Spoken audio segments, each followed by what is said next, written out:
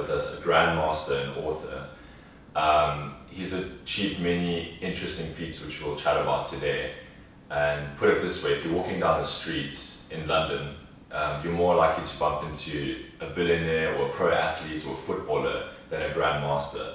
And that's because out of the hundreds and hundreds of millions of chess players in the world, there's only 1,500 grandmasters. So we're truly honored to have you here today with us. And I know the audience is really looking forward to hearing about your story. Thank you, the pleasure is all mine. Thank you. So, before we get started with some chess trivia, why don't you tell us a little bit about yourself, just a high-level overview, and we'll get more into it later.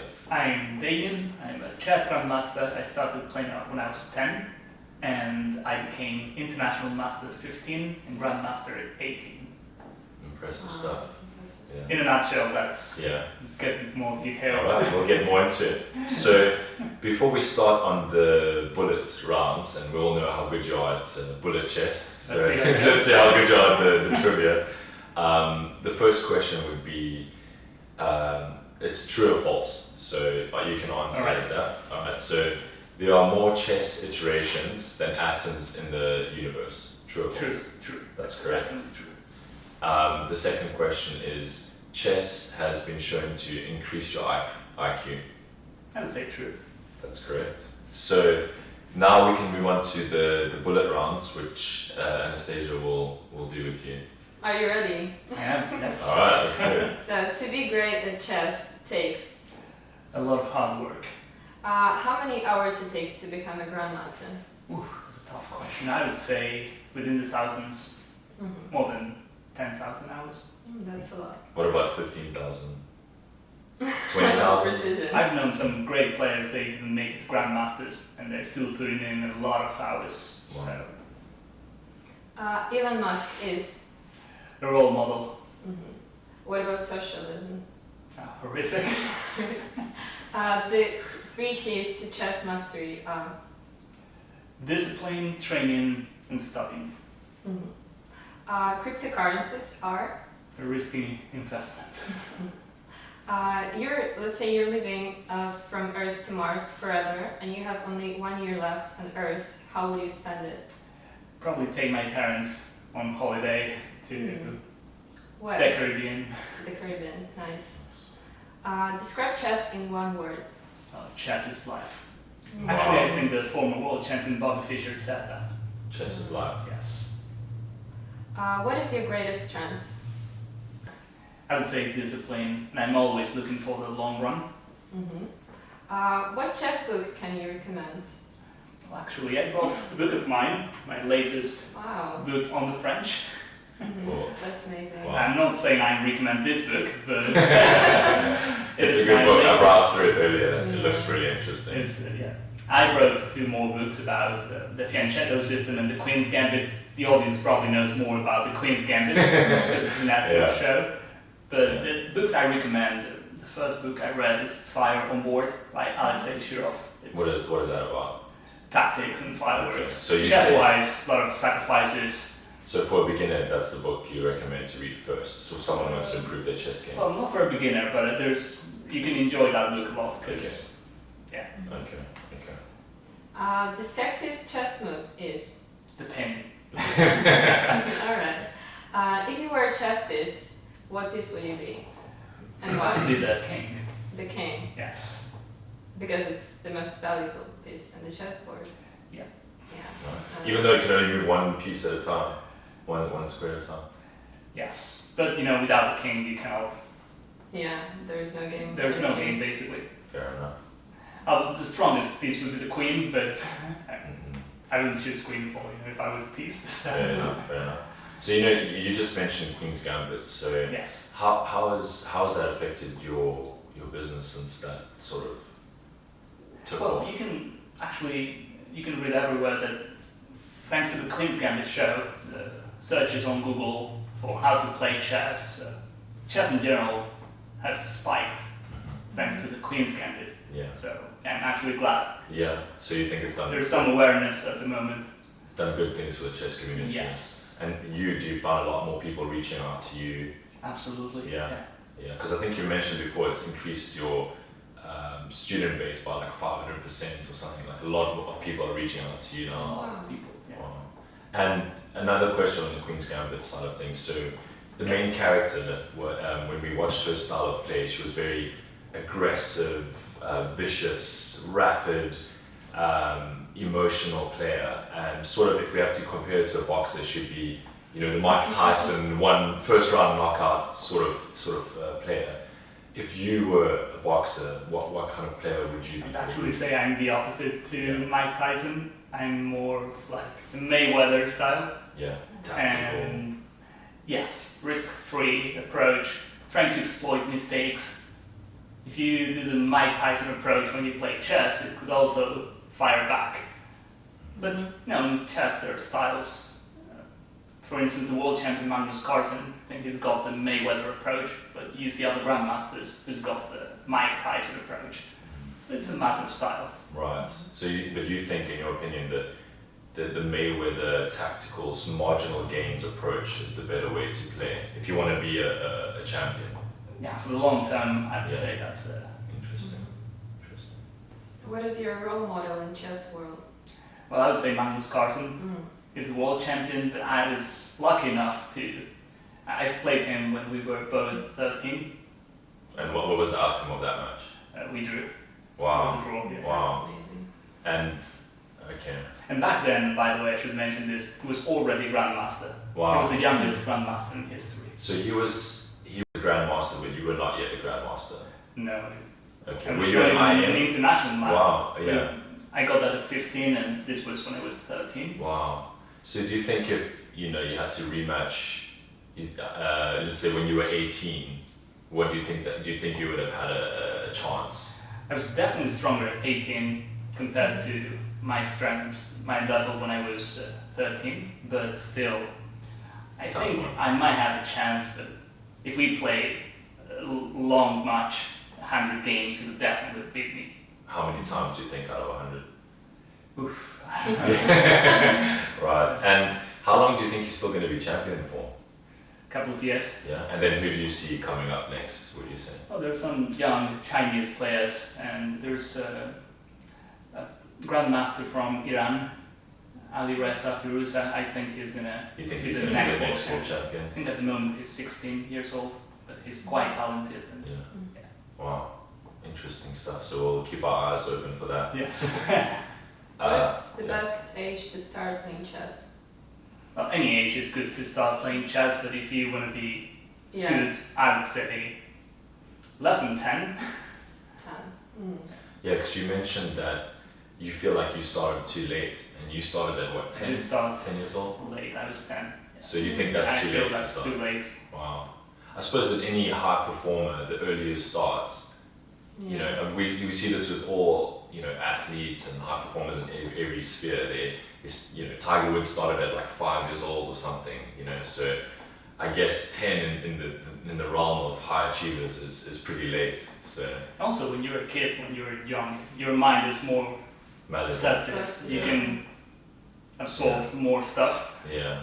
So what about someone, let's say in their 20s or 30s, wanting to start chess? Do you think they have a chance to become pretty good or even reach Grandmaster level? Yes, I think if you put in the hours and the hard work, yes. Yeah. It takes a lot of hard work, Yeah. but it is doable, yes. And would you say the sort of progression of becoming better at chess is logarithmic? So the first part is easier and quicker, the learning curve, but then as you get to the higher levels, let's say IM, then it's more marginal gains. It becomes pretty tough. Okay. Yes. So let's say for someone like me, how long would it take, let's say, going from 0 to a 1600 rating, or a pretty decent player?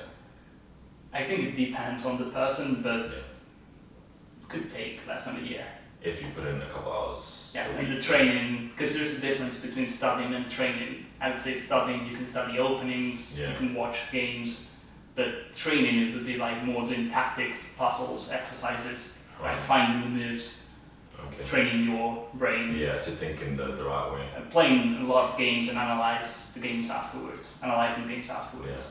So maybe with your help, potentially in a week, Yeah. Who knows? So you mentioned about, you know, analyzing games afterwards. Is that something you've done after every match that you've played? I feel that I've analyzed every single game I've played. Do you know In my career. every match in your mind? Yes. Wow. Even the online games I play, I analyze them afterwards. Wow. So then I can see, well, we all make mistakes. There's no such thing as a perfect game, so there's always things to improve on. Yeah. So before you playing someone, do you research ahead of time your competitor? Yes, because in chess we've got databases, so you can search, you know, what your opponent plays. Wow. Openings. That's Oh, where because it's all openings come recorded. to. All their matches are recorded, Yes. so you can actually rehash their moves. Yes. Wow, interesting. So, what was it like during your teens when you were training up to be a grandmaster? Well, back then I found school quite boring, so I remember I made a huge decision. I was thinking to myself, this is not helping me, this is going to be a waste of time, Yeah. and How old I were you? need more time. I was 13. So, 13 years old, you were. I was thinking about this way before. Yeah. Oh, okay. Wow. And I talked to my parents. I also talked to the school director, and then I set up a meeting and I convinced them To if I can just drop out So and at do my 13 exams at the end of the year. Wow. And So, they 13 years old, you dropped out essentially. Yes, and then I got more time to work on my chess, Wow. and that's what I did. And my training days were monotonous, but I really enjoyed doing that. Nowadays I spend less time, of course, but back then I did everything in my power to spend as much time as I can On working. focusing on that goal. Yes, Yeah. absolutely. So, you know, would you say you were training as an Olympic athlete would, like 8 hours a day? Absolutely. I would say if I had more time, I would spend more, but that's because I really enjoyed what I was doing. Wow.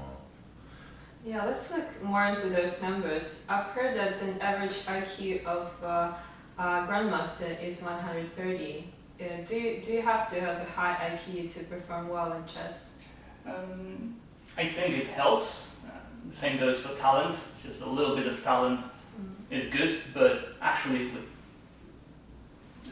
what it takes to be a great chess player is hard work. Hard work. Lots of hours and hard Yes, work. talent helps, but you get to a certain point. As we were discussing before, you might get up to 2,000, maybe even international master level, but talent itself is not enough. Yeah, it's a lot of hard work. That's true. But I've heard rumors that your IQ is around 150. Is it true? Confirmed or denied. So, a question on, you know, the other night we were discussing that you never let anyone win, even if you're playing a friendly match.